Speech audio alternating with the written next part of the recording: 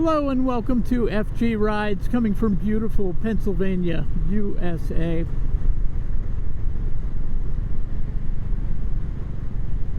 I'm just thinking about something that happened on Friday. This is Sunday. Friday night, my daughter was getting ready to go upstairs, go to bed soon. She's 10, she'll be 11 soon. She said, you know, I had an unlucky day. And I said, oh, what happened? What made it so unlucky? And she proceeded to tell me a bunch of small events, unfortunate events, about the lead in her pencil at school, and it broke and it got jammed, it was empty. I don't remember everything. She spilled milk, other things. And I said, oh, I'm sorry to hear that, George Jr. I said, but you know what? I had a lucky day. And she said, oh, what made your day so lucky? And I said, I got to come home to my family. Every day's lucky when I get to come home to my family, who I love more than anything else on earth. And she said, aw, here's the thing. She's at an age where I don't think it was genuine. I think she's just reached that level of maturity, or perhaps we should call it immaturity, where she knows there's a cue for her to say, "Aw," like I see so many deceitful adults doing, with all and other expected reactions. We talk about games people play. And I started to think, yeah, you know what? When she was 6 or 7, let's say 6, I don't think she ever would have said, aw. I don't know. She might have said, no. No. I don't want to put those socks on, etc.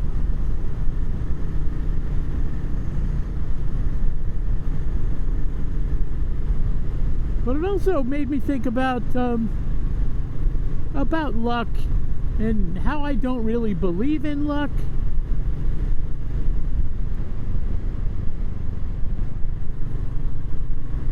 But that could be changing. I tend to complain a lot about nothing, really. Every once in a while I try to get sane and put things into perspective and say to myself, you know, I could be in a part of Ukraine that's being bombed, or I could be in Gaza and have children that haven't eaten for 4 days or 7 days, and not because I'm not willing to work to feed them or provide for them. There's just no food.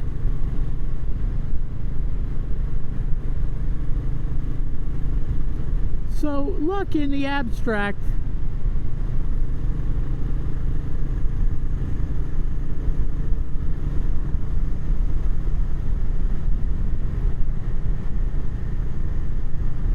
kind of does exist.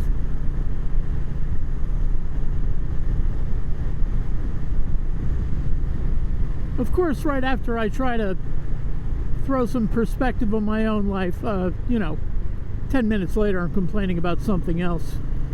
It's horrible. So privileged, entitled. The most mild form of adversity causes me mental anguish. And I think there's a lot like me.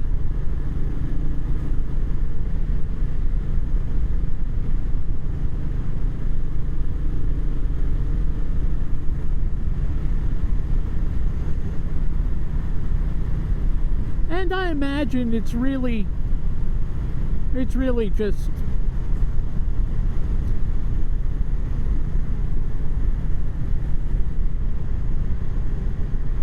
just a sense of not having control sometimes. So all else being equal, I think that's the problem when people complain. It's that they don't have control or feel like they don't have control. Ooh, that was bad. Come on, go. Go. Oh, you jerk face. Too late now. You could have gone.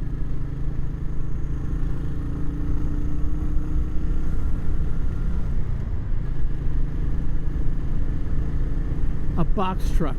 Oh. A box truck that wants to pass me.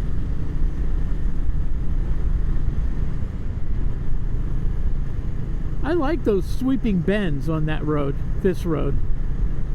They're pretty neat. They feel good.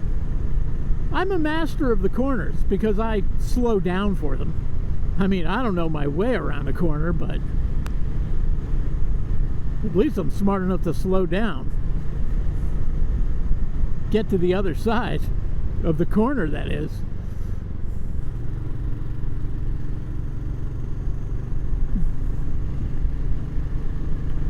Talk about a handful of brake. Yeah, I'm right there.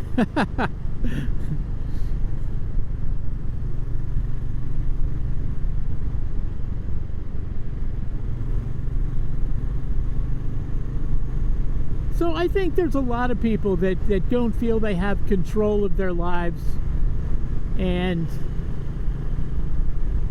they're constantly looking to blame an external force. And the politicians in this country, left, right, whatever,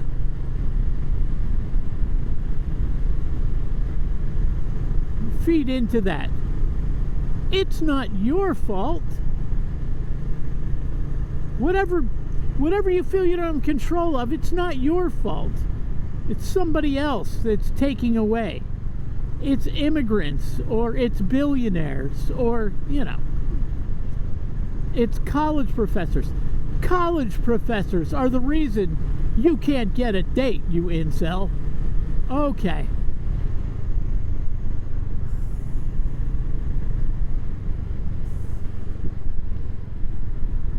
Vote for me. I'll try to ruin the country for you.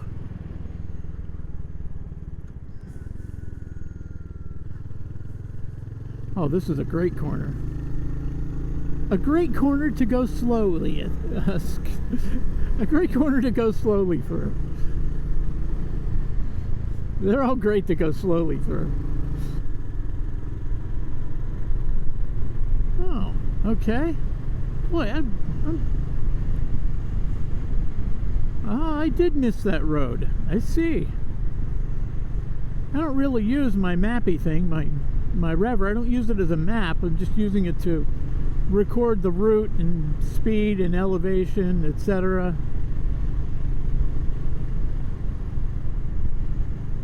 Should go up there. I know some people that live up there.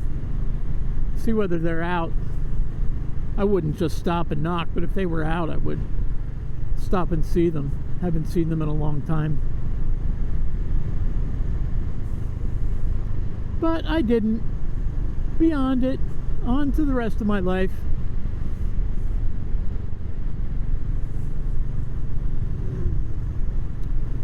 I'm not going to blame that guy for not waving. I think he was very, very old. Probably had all of his concentration on the road and operating the hog. Gotta get a hog. I'm 77.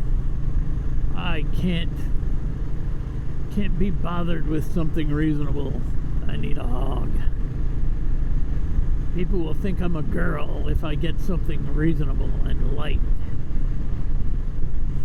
I don't want to be called a girl. I'm 77. Even if I am a girl. Some of the girls that ride are the ones that really don't want to be called girls.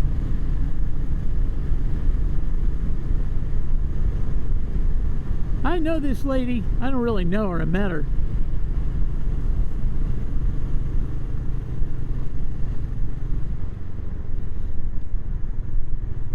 She says to me, I should describe her a little bit. That can get rough, because I don't want to say anything really. Who am I to judge the way a person looks? But I will say that if you saw her standing by a bridge, you would expect that you'd be paying her a toll at some point. If that is descriptive enough. She says, I ride an Indian Springfield. It's got, 1,800 cc's and weighs over 800 pounds. What do you ride? Oh, I have a 350. It's sparkly, very sparkly. When you were talking about your cycle, I didn't know you meant your menstrual cycle. Ha ha ha ha. Thank you, ma'am. Thank you.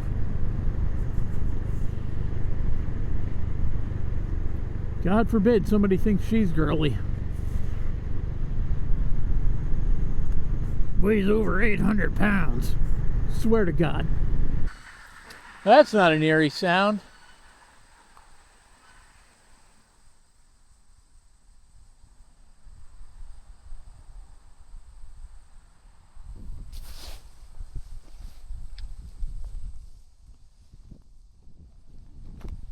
Hemlock Grove United Methodist Church. Don't know much about it. I like it. It's charming. Looks like a lot of propane for a little church. And it looks like they don't have indoor restroom facilities. Just like the church I went to when I was a kid. Had an outhouse. Anyway, this isn't about the church. I just like to film by churches. And this is definitely not the best angle. Look at that. The sun's catching the other side. 2023 Royal Enfield Hunter 350.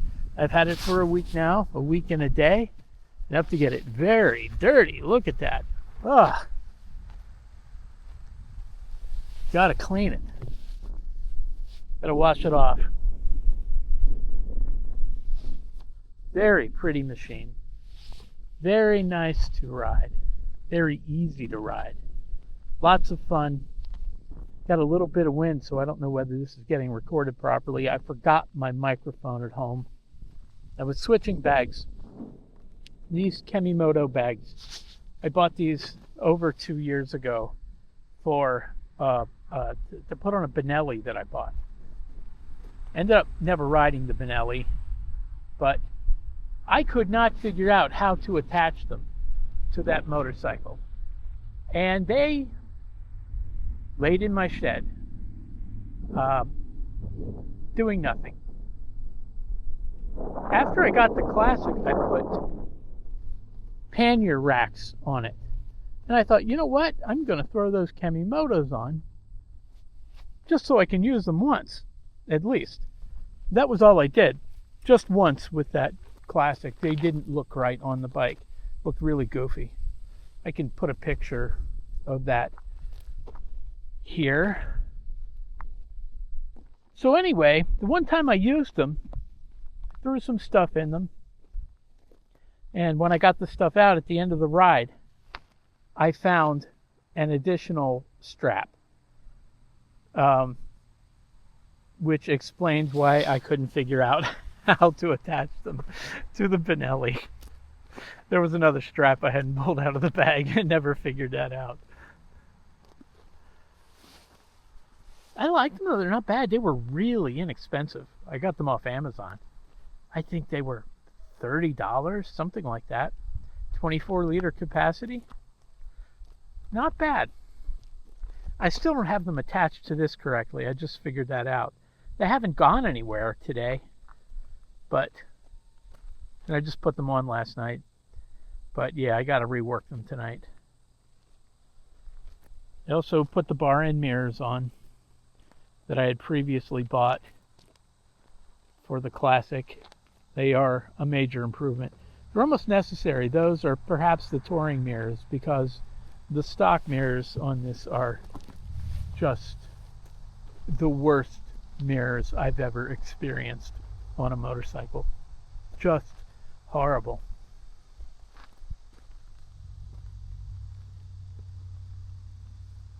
When you get more familiar with the machine, it begins to look different to you, or to me. I assume all my experiences are universal. And this does not look the same as it did. First of all, when I saw it in photos, and when I saw other Rebel Red Hunters at dealerships, and it doesn't even look the same as it did to me last week when I picked it up. Yet a level of intimacy, you start to view things differently. I have a story about that, but that's for another day. So anyway, when I watch these videos, and I watch a lot of them, the motorcycle videos on YouTube, it always gets under my skin when the presenter doesn't show the motorcycle he's riding. So I want to do that for you.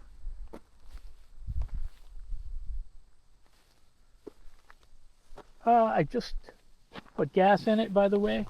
First time I could fully check fuel mileage. And there we go. You can see that 88.94 miles per gallon. That was running 198.8 miles on that tank. Thought that was pretty good.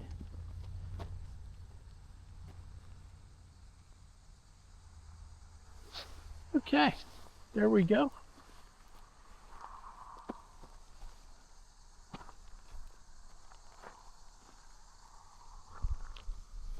And the bike has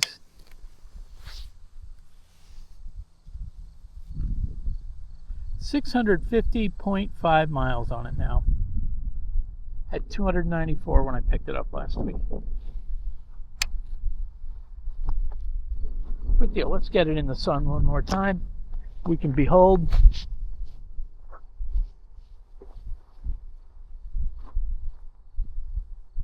Right? Right? Beautiful. Even with the welfare bags on it, just beautiful.